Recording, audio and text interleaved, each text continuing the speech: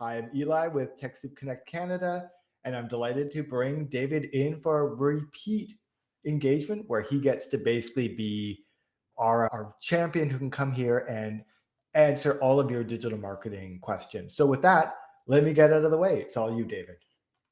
Awesome. Thank you so much. Hi, everybody. Welcome.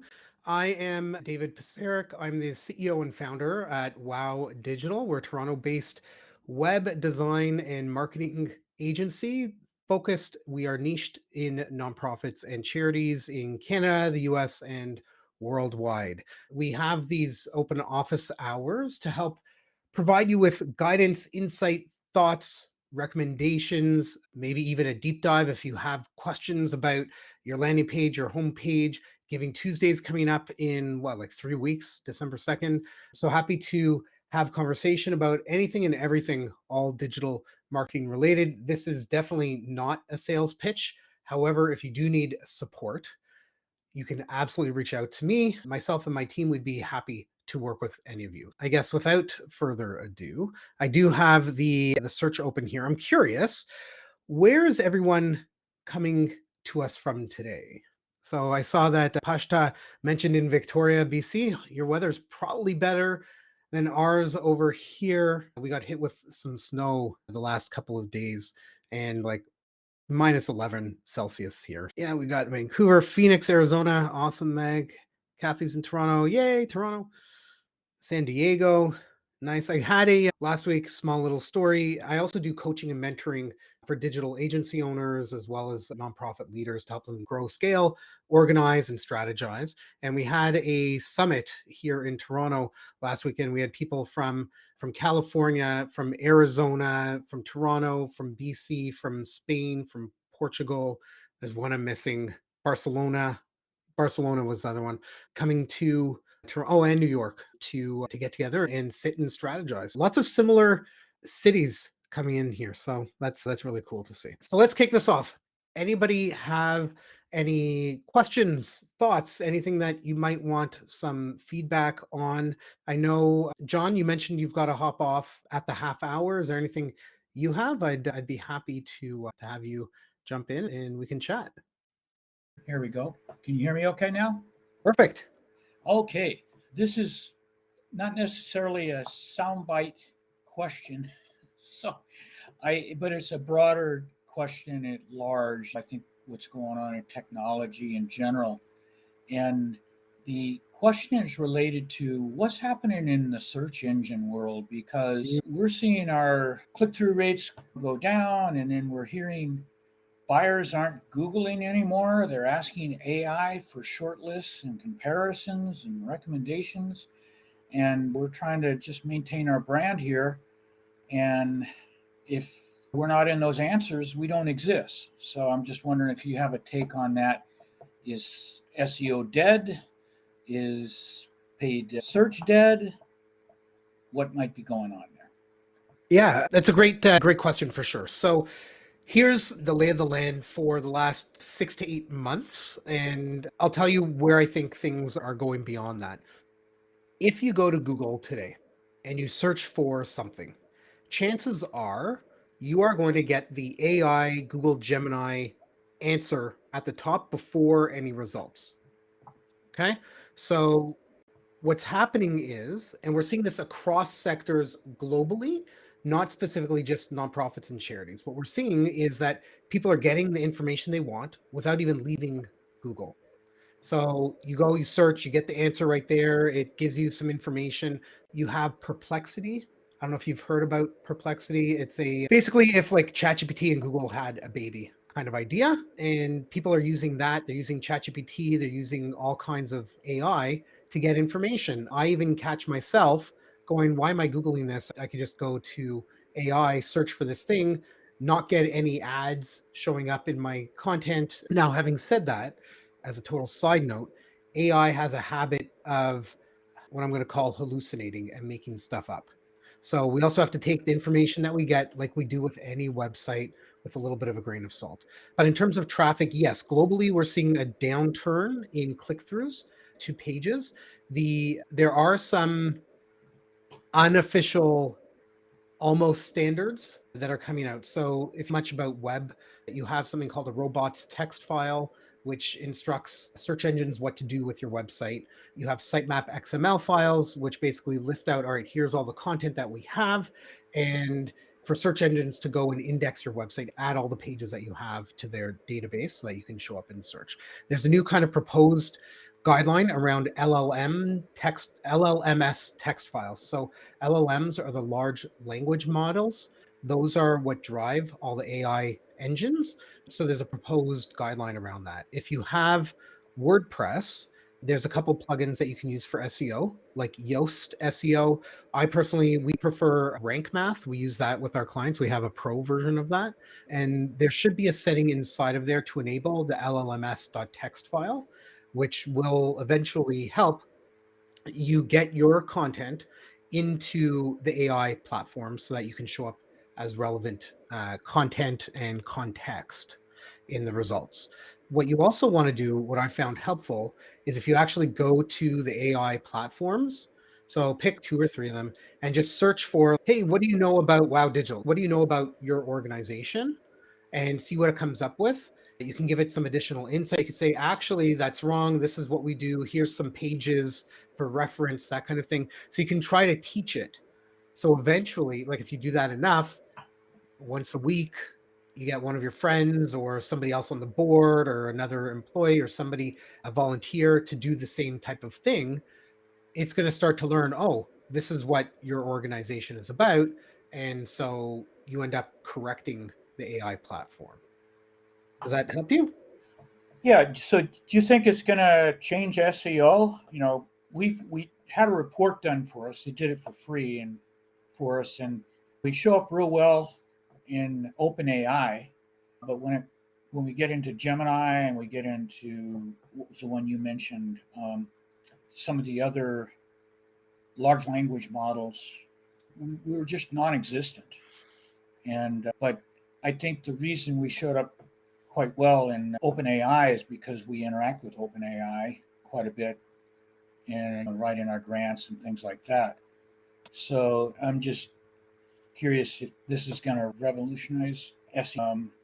And I've heard at Google, kind of the other 900-pound gorilla, they're fighting for that space a little bit with their OpenAI results, and then of course OpenAI doing with our large language models. In short, yes. The search engine optimization, so SEO, for the last at least year, I've been calling it search everywhere optimization. You want to be found by all of the platforms, not just Google. I mean, there's Bing and Yahoo. Those both use the same database on the back end. And to be honest, it's maybe like fractional percent of what's coming to your website from there. Everybody knows Google, but you want to be publishing content. So like the old black hat methods of trying to game SEO are still very much the case right now. You want to be producing content that's relevant. You want to take a look at the traffic that is coming through to your website, either Google Analytics, Google Search Console, etc., whatever your analytics platform is, to see, okay, here's the popular content. Let's create more of that because this is what people are interested in. You want to look at long tail keywords as well and phrases. I've caught myself doing this. You've probably done this as well, where you open up your browser. I don't even go to Google anymore. I just type right in my URL bar. I have Google as my default search engine anyway, so it goes there. But like, how do I blah, blah, blah, blah, blah, right? Whatever it happens to be, you want to create content that is as close to what people are actually searching for. So not like, these are the 10 best ways to help our charity. No, how can I help fight cancer or whatever is relevant to your organization? And you want to make sure that you're tracking it. If you don't have analytics on your website, my agency will connect that and get that all set up for you for free. Google Analytics is free as well, so if you need any help or support around that, we can definitely do that for you. But we need to be making smart decisions on how we're spending our time and what we're spending our time doing. By having access to the data, we know what's working and what isn't working. There is a cut in traffic, right? I imagine at some point, maybe in the not too distant future, maybe in the next 3 to 4 years, like websites might just be giant lists of pages with content so that AI models can just get access to the content and send that back out to whoever is looking for it. Right? Like going back to 1995 style web design, I would hate that to happen. There's a lot to be said for aesthetic and that kind of thing. But if the shift is going from visiting websites to just accumulating information and reading about it in whatever platform you're using, like the AI platform, then there needs to be a shift away from that. What we need to figure out how to do is how do we get people from the Gemini result at the top of search to click through. There's a little tiny link button. It's really small. If you click, that'll take you through to the source of where that content came from. So we need to figure out what can we do to engage people to want to click on that to come through to your website to learn more or to get more information or to participate, to donate, to volunteer, to share, all that kind of stuff. And it is very much a moving target right now, for sure. I figured so. I appreciate your feedback on that. Yeah, cool. I did drop a link in the Zoom. I'm saying Zoom chat because I'm usually on Zoom. In the chat here, we did put out an article beginning of September around like Google Analytics and traffic dropping from websites. So we've got some thoughts, ideas, advice in there as well. Totally take a look at that. Great. Awesome. Cool. Anybody else have anything? Yeah. And if you're not able to come on mic, you can always throw something right in the chat as well. Absolutely. Yeah, the whole AI world is definitely interesting. We've All been right, playing with. coming in. Kathy, go for it. Hi, Kathy. Hi there. I've never been on this call before, so thank you for doing this. I think, yeah, it's wonderful. And yes, I'm also from Toronto. So I'm working with someone who would like, so I do marketing and communications for a bunch of not-for-profits and social purpose organizations. Right now, this is just one of many. They've asked me about doing a video for them. I'm the jack of all trades.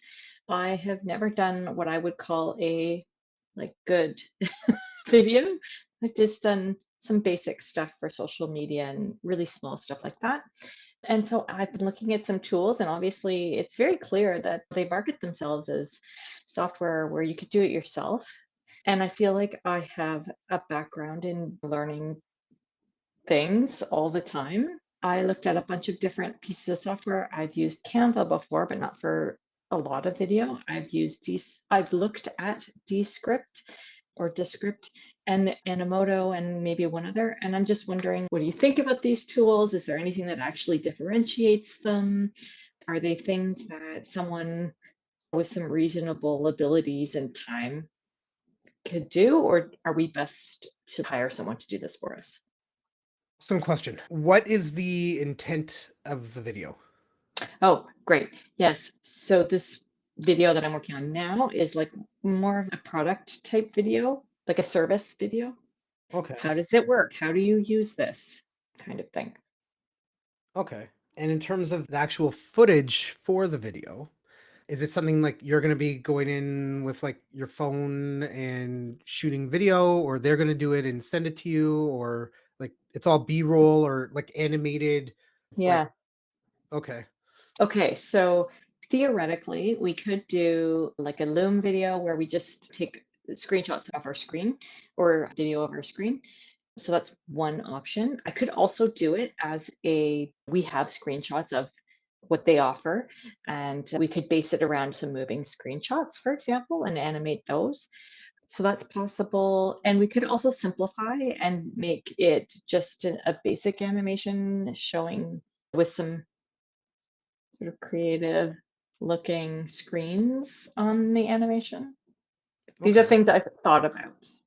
Okay. Yeah. So I've never tried Canva for video. We have a couple folks in our team that do video for us. So we put together a little bit of an animated video with some snippets and some screenshots for like how we do our stuff. What is our process over here?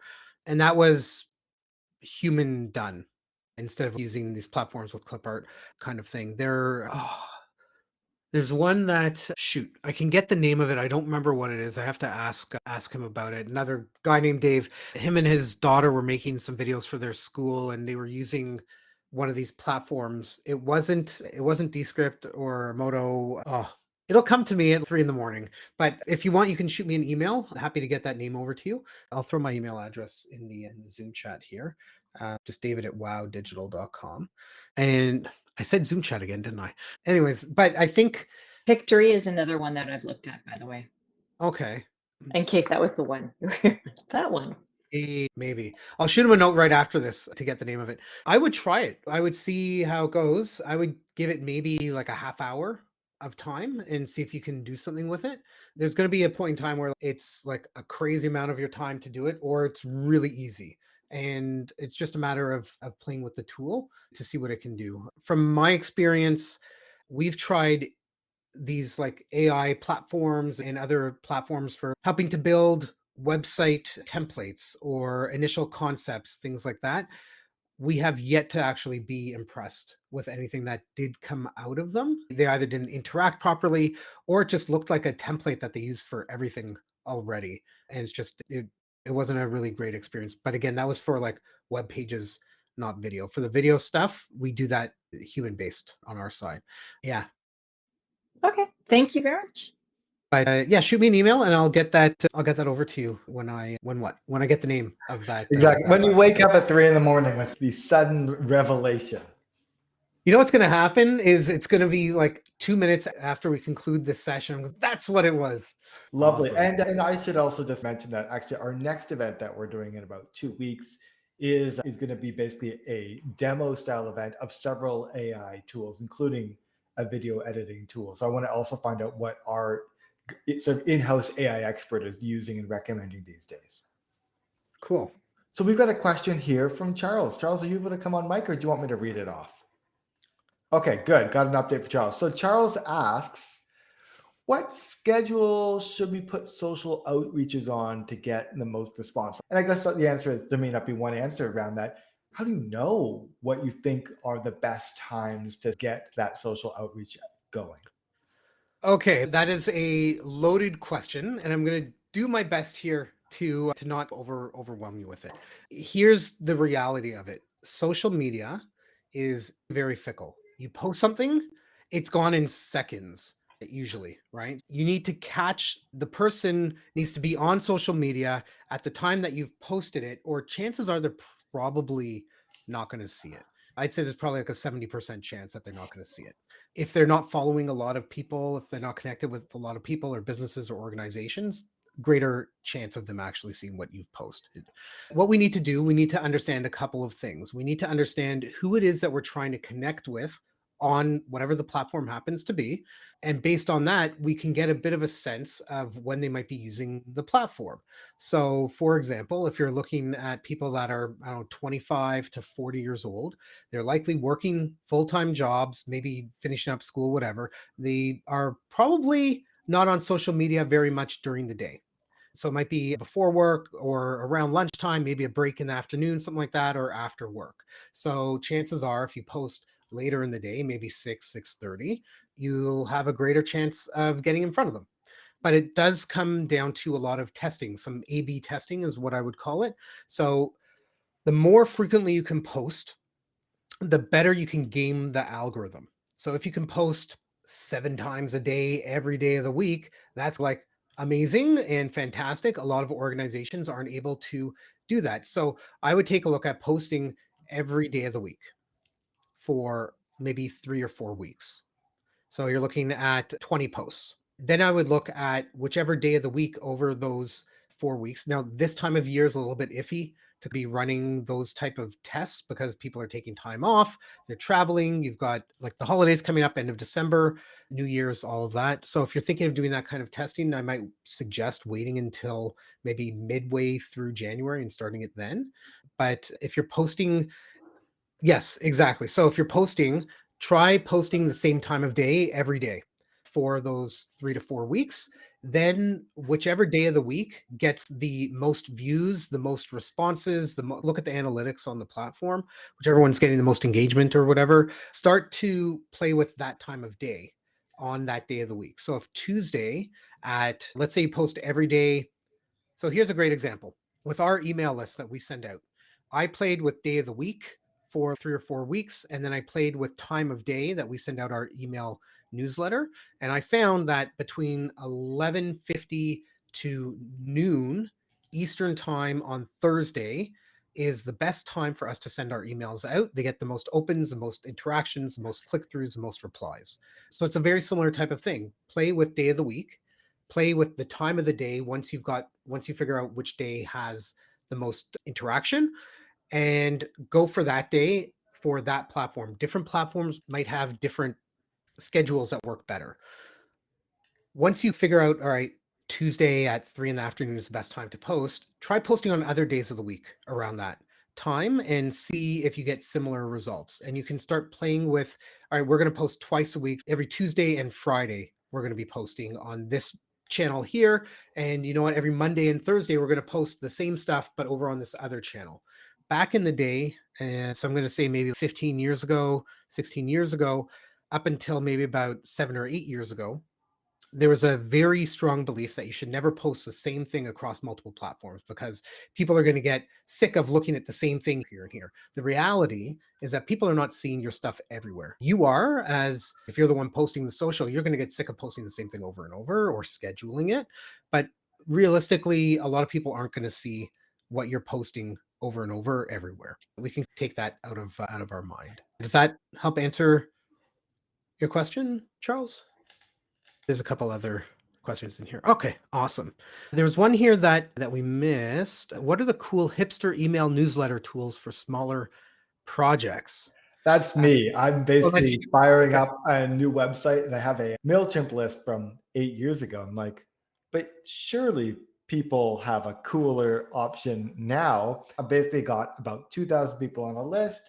I'm going to email them at most once a month. So it's not going to need to do hard work, but I'm just like, what's fun, easy, light, enjoyable to work with? One of the, I think MailChimp, Constant Contact, not SurveyMonkey. There's another one that not MailChimp.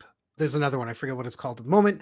Those are probably the easiest ones to work with. We use a platform called ActiveCampaign. It's not for everybody. It's pretty expensive. We are actually in the process of migrating away from there into a platform called Go High Level. And so that's like one of those newer ones that might be worth looking into.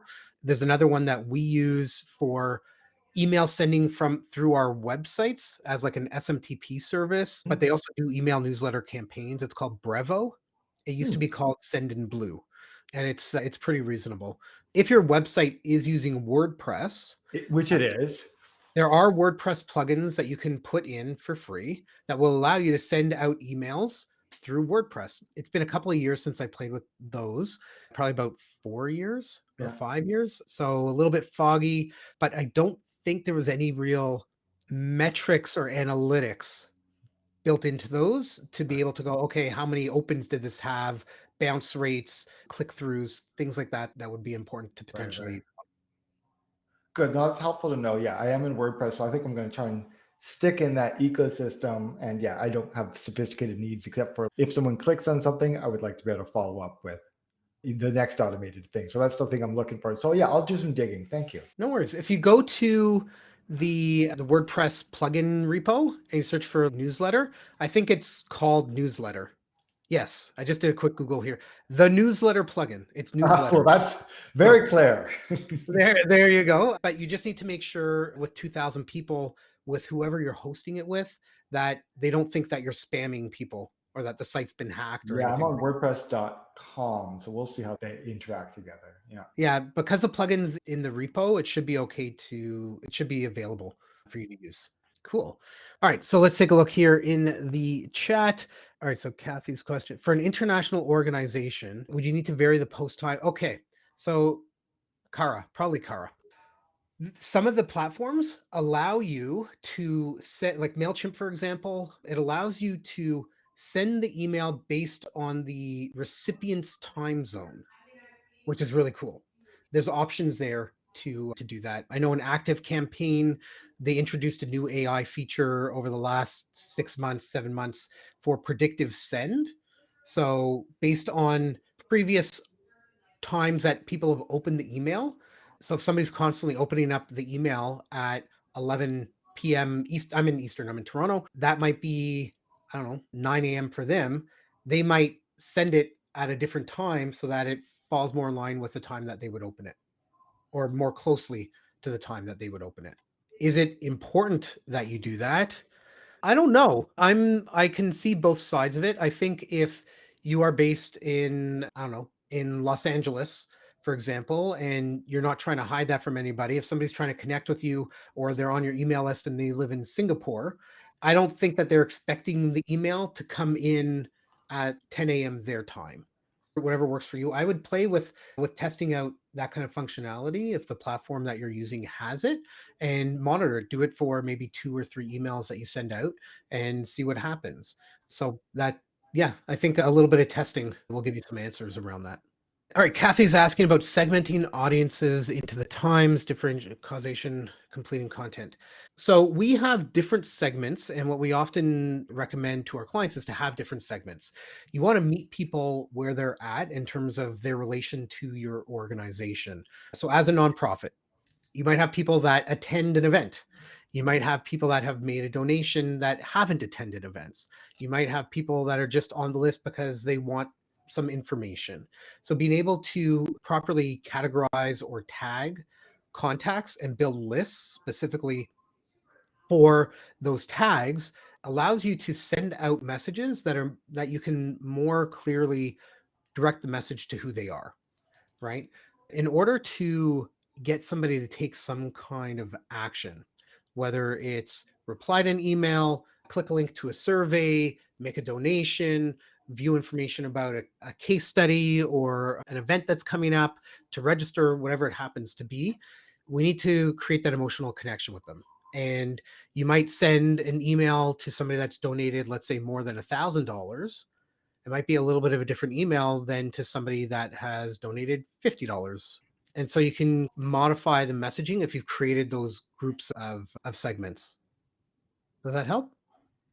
Maybe I'll just add, so while you were talking about how you were testing out different times and different dates, I was wondering, like, how do you know, in some cases of what you described, how would you know whether your increase in open click rate, whatever metric you're looking at, is not because of you just had more compelling content in there versus what time you sent it? We always want to try to aspire to have the compelling content and the subject line to get people to want to open it. It's not 100% certain, but it's the best educated approach that we can take to trying to determine that. Yeah. Could do split testing within a group as well. So you can take, depending on the platform. So an active campaign, we can say split this into 3, 4, 5, 2 groups and do testing with each group of 5% of the list randomized. And then we can say change the subject line for them or change the time that it's getting sent out. And then based on the results of the 2, 3, 4, 5 tests or however many you've done, send to the rest of the list whatever won out from that testing. And then it would automatically just get pushed out based on that. But yeah, it does take time. We don't want to send out an email every day to be like, we're going to have lots of attrition to our lists if that's something that we do. So it takes time and it's a little bit frustrating because I just want the answer. Just tell me which day for my client is the best time and day to send out the email. And some of the platforms will give you a little bit of insight to that. I believe in MailChimp, there's like an insights function where you can go in and you can see like open. But quite often when you send that email out, within 1 to 2 hours after sending it, that's going to be the biggest open period. And then it's going to go down from there. And you might have, if we send out an email on Wednesday, you might have a small little spike early on Thursday as people like come into work and try to clean up their inbox or whatever. But yeah, typically you'll see like a big bump 1 to 2 hours after you send it out and then it goes down. Yeah. Sorry, I can't be more definitive. You got to do this, but there isn't a specific absolute to any of that. That's fine. I was just checking to see what you guys do, how that relates. So I think you answered that question. That's great. Yeah. It's really just a matter of time. And creating a structured test around it. Okay, we're going to do this for these 3 weeks or 4 weeks. We're then going to change and do this and see how it goes. Yeah. All right, cool. So Meg had to hop off, but all right, Charles, can I suggest fundraising platforms that also include main website? Yes, I can. For example, Raisely has a whole website piece built into it. They also connect with Keela. They've got a direct connection over there on that side, and you can manage it all inside of Raisely. I was just helping a client for the last couple of weeks with some donation pages inside their Raisely account. We're partners with 6 different donation platforms. They all have their pros and cons. If you are not concerned, but like you don't really want to manage your website, we actually built a done-for-you web platform called Mighty NPO. And let's see here. I will grab the link. There we go. Pretty reasonably priced monthly fee for that, or annual fee. And there is a setup fee. If anybody here is interested in the platform, I can cut the setup fee in half for you. A little bit of a bonus there. If anybody's interested, we can do 50% off the setup fee on there. And we integrate any donation platform that you want into the website as well. But yeah, direct answer, I would take a look at Raisely. Cool. Awesome. Any other questions? Anybody have anything? Happy to dive in. If you've already asked a question, feel free to ask more. Okay, I will. If nobody's asking, I will dive in. Because of the question about video, I will ask this. Everyone is talking about how important it is to do video in all different platforms, so your website and all the different social media. I absolutely would say 100% for younger people. Do we know how effective it is for other audiences? Is this across all audiences, for B2B as well, for example? Okay, so the old adage is a picture is worth 1,000 words. Video, even a 10-second clip, is worth 1,000,000. You can get a lot more impact with video because you also have the audio component to it. So if you wanted a little bit more emotional, right, you could have more kind of classical music playing a little bit slow, right? So you can evoke a lot of emotion between the audio and the video, the music, like the score, the music that you've got, as well as if you've got like somebody narrating or somebody talking directly to it. What I can tell you, there is a lot of science-backed research around how to actually connect with people more. And I can tell you, pictures or video of people looking directly at the lens is better than somebody looking away from it or abstract. We have been wired for thousands and millions of years, or however long humans have been around, to look at people in the eye and to gauge from them, like fight or flight. Do I need to be worried about this person? Do I not? Are they friendly? Are they foe? And so if you can engage with somebody, we are used to looking at people in the eyes, right? And so if you can have that kind of come through in the overall brand strategy of the visual impact that the organization has, you're better off. Yeah. Yeah, I read actually something about the showing your hands as well. At the beginning, I feel like at the somewhere around beginning of pandemic when we were just all getting onto Zoom, and it made me think about showing my hands as I was on a bunch of calls. Anyway, so now I just do it, but I noticed it about you as well. Anyway, good job.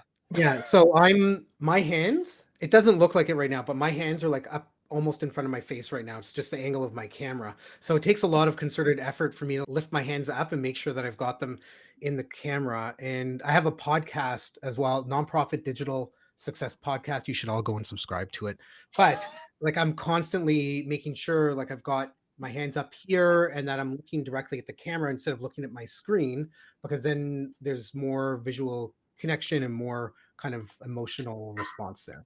What I can tell you is if you're willing to spend anywhere from $5 to $8 on a book, this book is a fantastic book. I highly recommend it. It's very thin. It's about 90 pages. Hooked on You by Ian Harris. I feel like I talk about this book probably 2 or 3 times a week. I should get some kind of commission from this or something, but it's a fantastic book, and it talks about like how to engage people in opening up and reading and trying to connect with them. Hooked on You by Ian Harris. I think the last time I looked it up, it was like $6 on Amazon or something like that. Yeah, great book to read, and I even have some pages bookmarked in it. It was that helpful for me for sure. Okay, and obviously there's a cost to doing video just in terms of people's, so let's say the founder, executive director, etc., their comfort in doing it, and they're the face of the organization. And anyway, there are costs around people's capabilities, comfort, but also in the people like me who are doing things for them and their abilities. And so it takes time to do things. And so it's okay, so what's the return on investment if we had to do this versus that? And we can absolutely easily do text and photos. How do we measure how much we put into it? It's a little bit difficult. So it depends on the audience, whether video will resonate. What is the intent of the video? Where's it going to be used? How's it going to be promoted? COVID really shifted how people care about media, and TikTok definitely did that as well. Nobody's expecting Hollywood quality production. Taking your phone out and grabbing a quick little video is often good enough. If the video is a little bit shaky, a lot of phones have a little bit of a stabilizer that can be done in post-production in software as well to stay if you have a little bit of a shaky hand. I've got, where is it here? So I do a whole bunch of video. I haven't done one in a bit, but I've got a tripod and I have this is actually just a selfie stick that I usually set up on my desk, but I can just put my phone right in it. So you can get one of these adapters on Amazon for not a lot of money, maybe $15 or $20. You can get a tripod for maybe $50, stick your phone on it, and off you go. I would recommend maybe getting like a wireless lapel mic or something like that, just for some better for better audio quality. And those are not expensive. You can get some like off-brand ones on Amazon for $60, $50. The physical stuff, not terribly expensive to get. Somebody's got a phone. Like almost everybody has a cell phone. So it's just a matter of using it and trying it out and going for it.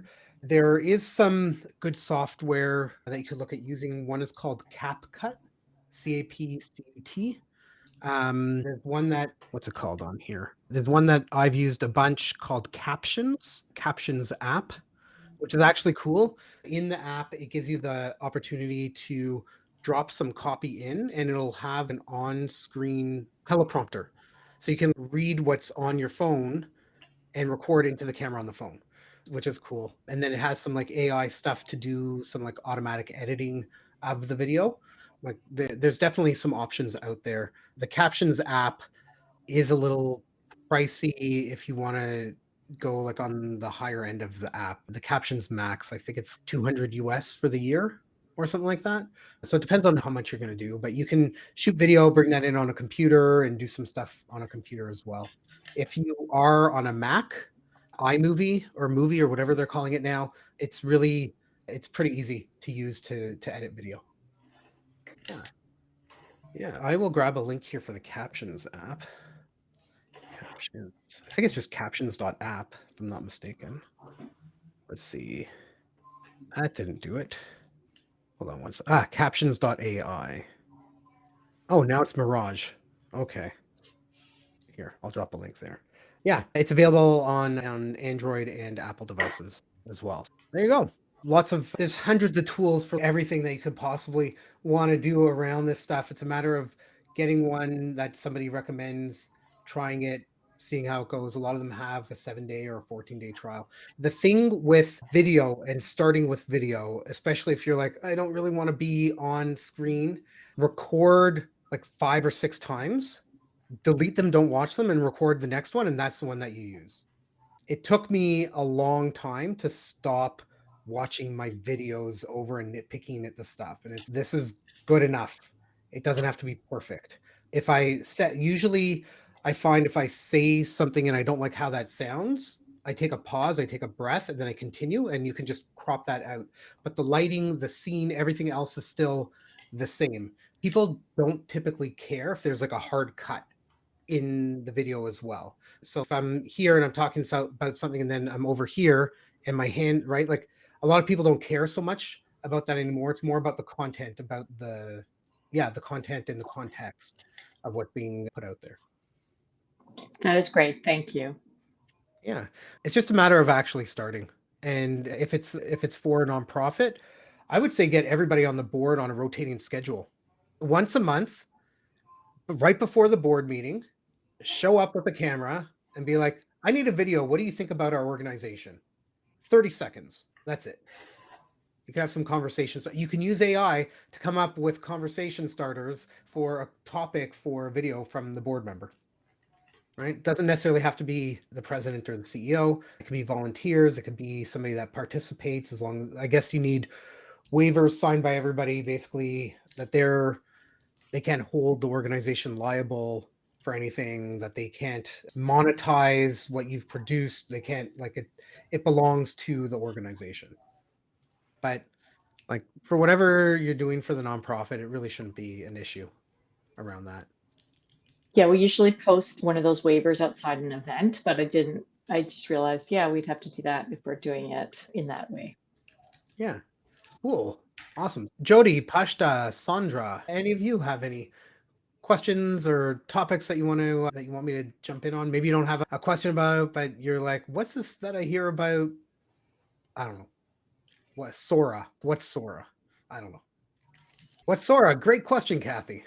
So Sora is basically a video production, an AI video production platform. So you give it a prompt and it'll create a video.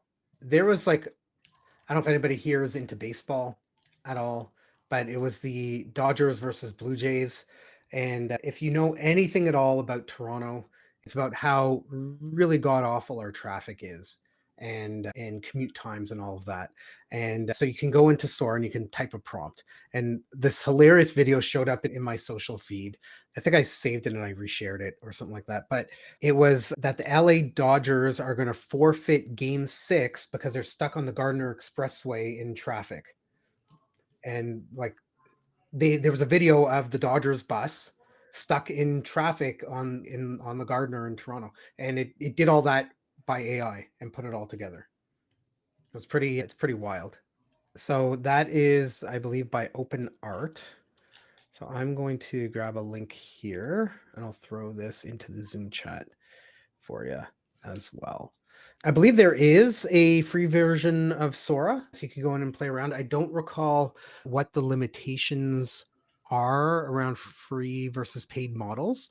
I know that it does put like a Sora watermark on the video, but if you're just trying to do something really funny for something like that Dodgers being stuck in traffic thing, like who cares if there's a little watermark on it? Yeah, it's amazing what you can do in this. So you can upload images. So you can upload an image of yourself and say, turn me into a cartoon skydiving. And it will do that. It's limitless what you can do with it. Cool. Yeah, my pleasure. My pleasure. I wonder if you gave it a good enough prompt, Kathy, if you can have Sora create that video for you of what you're looking to do. Interesting. It might be worth playing with that a little bit. Awesome. All right. Any other questions?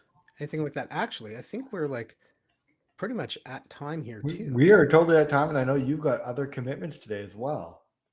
Yeah. Look, if anybody does want to connect, I'm going to drop a link here, wowdigital.com/consult.